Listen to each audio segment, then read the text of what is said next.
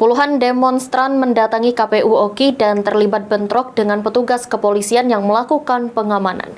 Bagian ini merupakan simulasi Sispam Kota yang dilakukan guna pengamanan Pilkada serentak.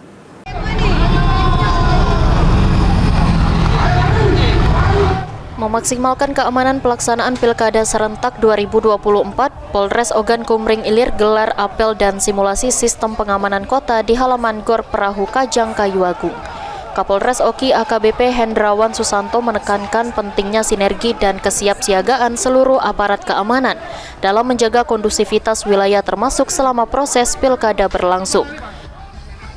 Di pelaksanaan kegiatan simulasi Sispam Kota itu kami memberikan pelatihan kepada seluruh personil Polres Oki supaya saat menghadapi pelaksanaan Pilkada serentak 2024 khususnya di Kabupaten Oki ini kita benar-benar siap. Kita mengetahui tugas dan peran masing-masing sehingga dalam bertindak di lapangan kita akan tahu harus berbuat apa.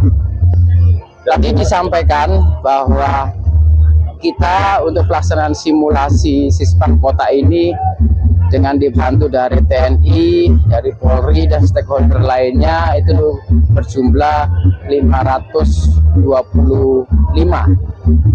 Tadi sempat kita melihat bagaimana kita melakukan kegiatan, melakukan pengamanan dalam segala eskalasi.